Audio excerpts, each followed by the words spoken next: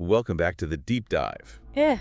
Everyone loves dragons, right? Those classic fire-breathing mythical beasts. Oh, yeah. Definitely. They've captivated cultures all around the world for centuries, but Right. what if there's more to the story? Okay. Like, what if they were Yeah. based on something real? Mm. That's what we're going to dive into today. All right. Some serious conspiracy theory territory, Okay.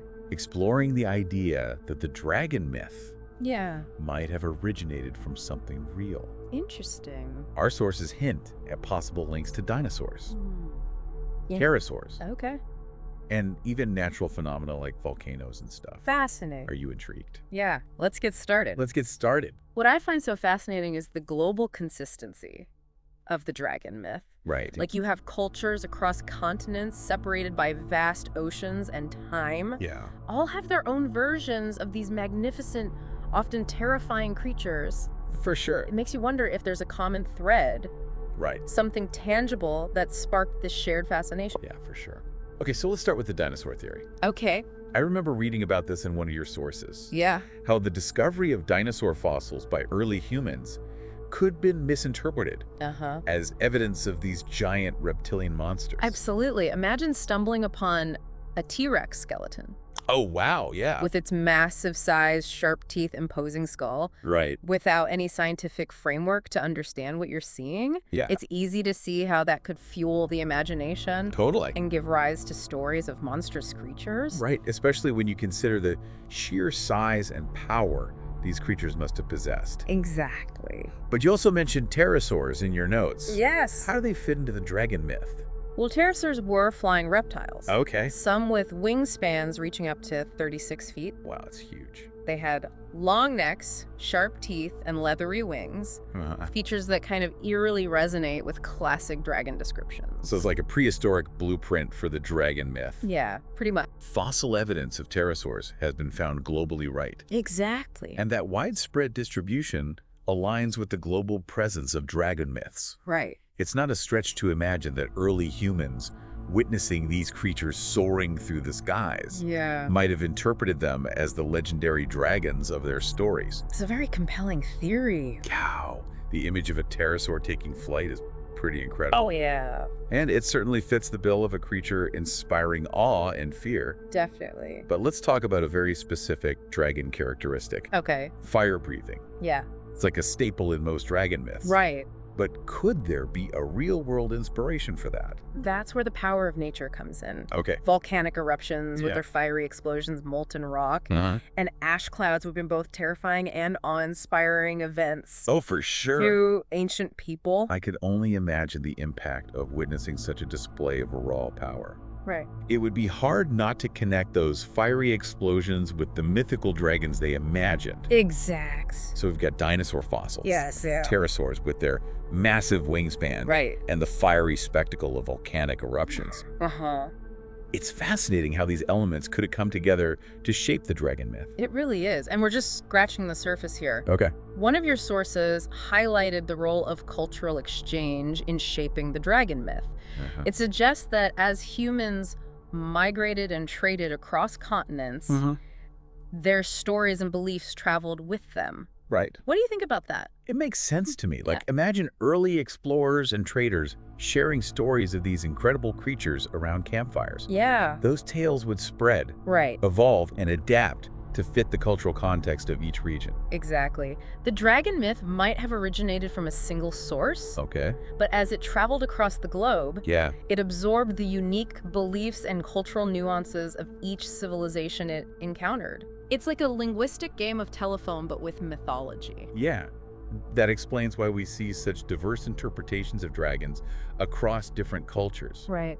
In Western cultures, they're often depicted as fearsome beasts that need to be slain, Yeah. symbols of chaos and destruction. Right. But in Eastern cultures, they're often revered as benevolent creatures, symbols of power, good fortune, and even wisdom. You've hit the nail on the head. In Chinese mythology, for example, dragons are associated with water and rain, essential elements for prosperity. Right. They control the rivers, bring life-giving rain, and are even believed to have the power to shapeshift. That's so cool. It's a stark contrast to the fire-breathing, treasure-hoarding dragons of European folklore. For sure. It's amazing how a single mythical creature can hold such contrasting meanings depending on the cultural lens through which it's viewed. Yeah, it really is. But even with all these cultural variations, Uh-huh. there's something universally compelling about dragons. Right? Why do you think we're so drawn to them? That's where things get really intriguing. No. One of your sources explores the psychological interpretation of the dragon myth. Yeah. It suggests that dragons tap into something deep within our collective unconscious, Okay. embodying primal fears and desires that are hardwired into the human psyche. So even though dragons aren't real in a scientific sense, they represent something very real about the human experience. I think so. I'm curious to hear more about this. Think about it. Dragons are often associated with the unknown, the untamed forces of nature. Yeah. Things that humans have always struggled to understand and control. Right. They embody the dangers that lurked in the shadows, the things that went bump in the night. In a way, they represent the ultimate other. That makes a lot of sense. Yeah. Early humans were surrounded by dangers they couldn't explain. Yeah. Predators, storms, diseases, Right. creating myths about powerful, mysterious creatures like dragons. Could have been a way of processing those fears and anxieties. Exactly. And even though we live in a more scientifically advanced world, Yeah. those primal fears haven't completely disappeared. Right. We're still drawn to stories about dragons because they tap into that ancient part of our brains wired for survival, Oh. for recognizing and responding to potential threats. So it's like dragons are a psychological mirror, Uh-huh. reflecting our own anxieties and desires for control. In a way, yes. But if dragons are just a product of our imaginations, Okay. how do we explain the countless stories of people encountering them throughout history? Right. Some claim to have physical evidence, Yeah. like ancient artwork or even purported dragon remains. Well, that's where the line between myth and reality gets blurry. Okay. It's crucial to remember that our ancestors didn't have the same understanding of the world that we do today. Right. They relied on storytelling and mythology to make sense of experiences they couldn't explain scientifically. So a strange creature washed up on shore, Yeah. and with no scientific framework to understand it, it became a sea serpent or a dragon. Precisely. They saw patterns and connections where none existed, and filled the gaps in their knowledge with stories and myths. Yeah. These tales passed down through generations, Right. became intertwined with cultural beliefs and traditions. It's a reminder that we're all susceptible to misinterpretations and the power of suggestion, Definitely. even with our modern scientific understanding. Yeah. But back to the core of our deep dive today, Okay. the conspiracy theory. Uh-huh. Is there any chance that some version of these creatures might have actually existed? We are still discovering new species all the time. Well, it's fun to entertain the possibility. Yeah. The evidence for real dragons is, let's just say, lacking. Okay. There's no concrete scientific proof to support their existence. So the consensus among scientists is that dragons are purely mythical creatures. Pretty much, yeah. But even without concrete proof, the enduring fascination with these creatures speaks volumes about their hold on our collective imagination. Absolutely. The dragon myth highlights the incredible power of human creativity and storytelling. Right. It's a testament to our ability to weave intricate narratives that reflect our deepest fears, aspirations, and our enduring quest to make sense of the world around us. And it reminds us that there's still a place for wonder and mystery, even in our scientifically advanced age. I agree. Okay, so we've gone pretty deep down the rabbit hole today, exploring all these possible origins of the dragon myth. Yeah, from dinosaur fossils and pterosaurs to volcanic eruptions and like the power of storytelling and cultural exchange. Right, we've covered a lot of ground. We have. We even talked about the psychological significance of dragons. Yeah. How they reflect our primal fears and desires. Exactly. It's amazing how a mythical creature Right. can reveal so much about the human experience. It really is. So what's the takeaway here from our deep dive into the dragon myth? Well, I think the biggest takeaway is that myths, even the most fantastical ones, often have roots in reality. That's interesting. Yeah, they reflect our attempts to understand the world around us, to grapple with our fears, Right. to find meaning in the face of the unknown. So even though dragons might not be real in like the literal sense, Right.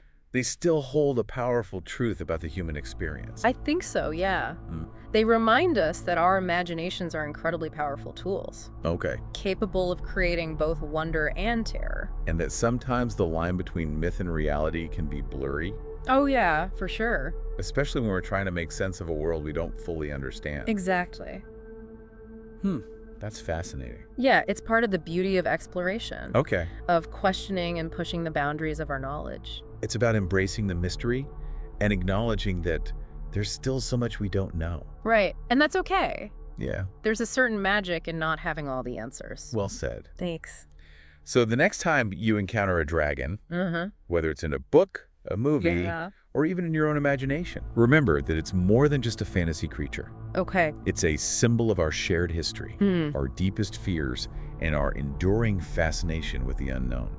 And perhaps a reminder to keep that sense of wonder alive. Right. To never stop questioning and to always be open to the possibility of the extraordinary. I love that this has been an incredible deep dive. It has. Thank you so much for guiding us through this fascinating exploration. It was my pleasure.